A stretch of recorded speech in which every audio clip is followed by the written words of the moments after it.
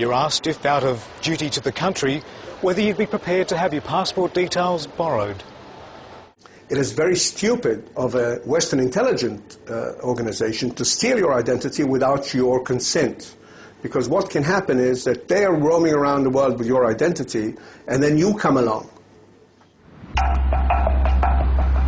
The flags fly close outside the Australian embassy in Tel Aviv.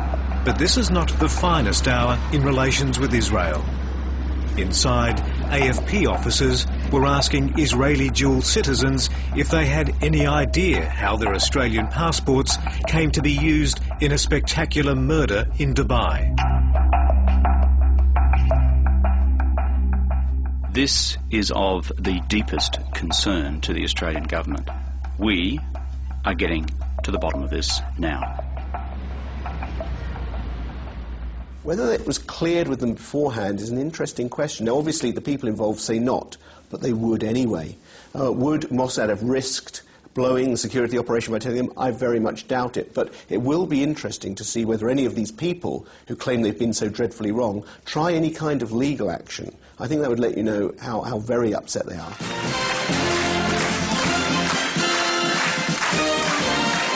The Dubai assassination is the talk of Israel. Most people here assume it was their beloved MOSSAD. The shadowy figures on CCTV have been a hit on YouTube and have come to life on the nation's top satire show. אני לא מבין, הייתי עם כל החוליה. חוליה? 11 איש. אני בכלל לא מבין למה צריך 11 אנשים בשביל לספור דלת ולחנוק איזה ערבי, ועוד כל אחד פה משחק פרימדונה לבד מחדר מסלו. סליחה, אתה קורא לו עכשיו נראה אותך, בוא! אני נותן לך... We can laugh at ourselves very easily. By making fun of it, of course, you play a game which doesn't really tell you anything about did we do it, didn't we do it, or how do we feel about it, but tells a lot of, it's very cynical, and it's sort of self-denigrating in a way.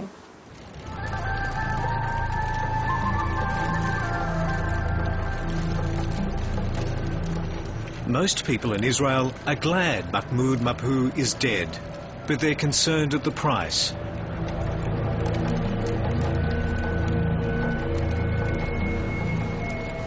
If his death was supposed to look like natural causes, then the mission failed because the agents were caught out.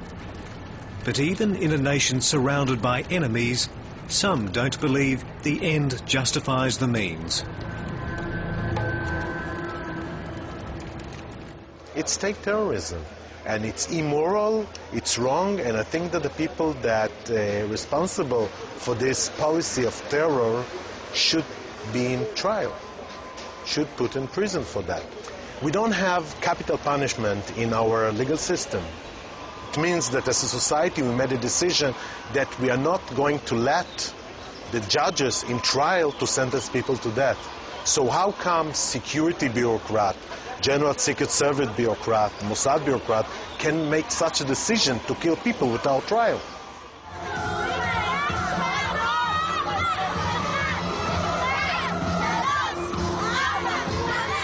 Its iron-fisted approach to its enemies is embedded in Israel's heritage. The Festival of Purim is the happiest Jewish celebration of the year.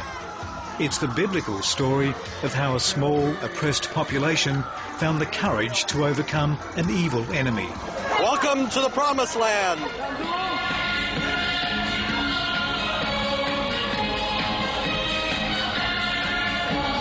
The State of Israel has been defending its survival since its foundation in 1948. And its overseas spy agency has spared no mercy for enemies of the state.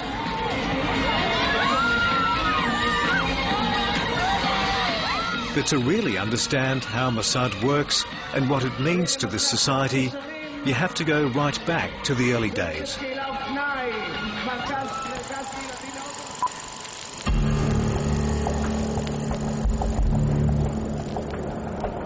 Well, it was the first time that the Mossad grabbed international headlines. It was an international story. אתה אדולף, בנו של אדולף קרל אייכמן, Adolf Eichmann was regarded as the architect of the Nazi Holocaust. When Berlin fell in the Second World War, he fled to Argentina. Mossad would launch an audacious mission to kidnap Eichmann so that he could be brought to Israel, tried and executed.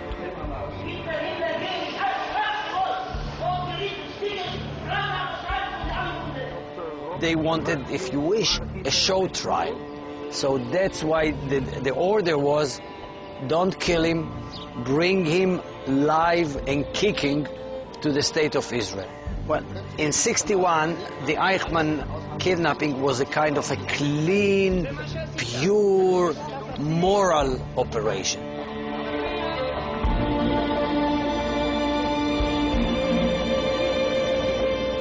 But in the 1970s, an atrocity at the Munich Olympics steered Mossad on a path of revenge and retribution. Palestinian gunmen murdered 11 Israeli athletes and coaches, and Mossad's brief was to hunt the organisers one by one. Yes, if you do something bad to us, we may reciprocate. But we would not do it out of being totally mad. We are not Murder Incorporated.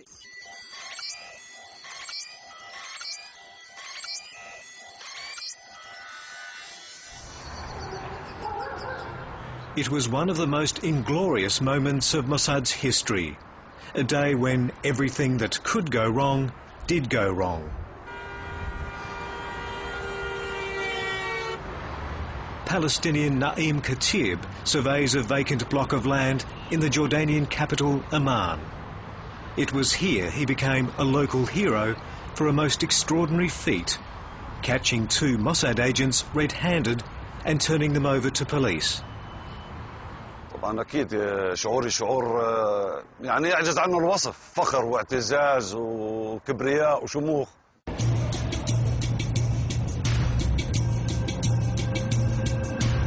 It was an autumn day in 1997, and middle-ranking Hamas official Khaled Mashal was on his way to the office.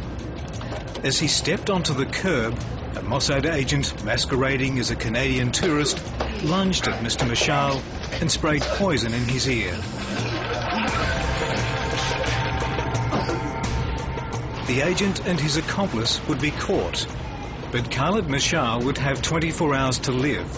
Mossad's clumsy plan was for it to look like he died of natural causes. With the 2 agents in jail, Jordan's King Hussein had the upper hand. And the message that was sent to the Israelis was, you will bring the antidote, or I'm going to sever all relations with Israel, cancel the peace treaty, close down the embassy, kick everybody out.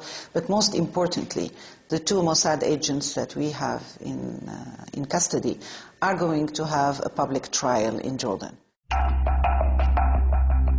It was the low point of Mossad's history. At the urging of American President Bill Clinton, Israel handed over the antidote and the agents were released. Khaled Mashal recovered, and the episode catapulted him to become the leader of Hamas. And an ordinary Palestinian who caught some would-be assassins discovered the frailty of a spy agency.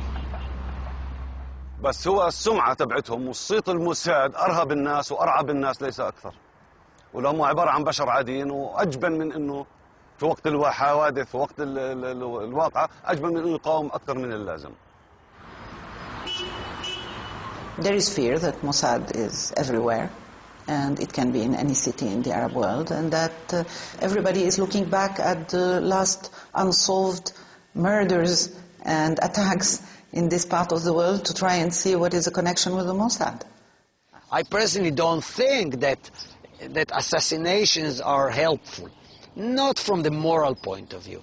All terrorists are replaced sooner or later. He was not the head of the group. He was not the guy that was calling the shots. I don't think he was that heavyweight that was worth killing. You have to give a credit at least to the planners that they didn't use car bombs. They didn't want to kill innocent people. They could blow up his room. Mossad is overrated. You know, look at the failed assassinations. Look at Dubai. I was lazy. It was sloppy.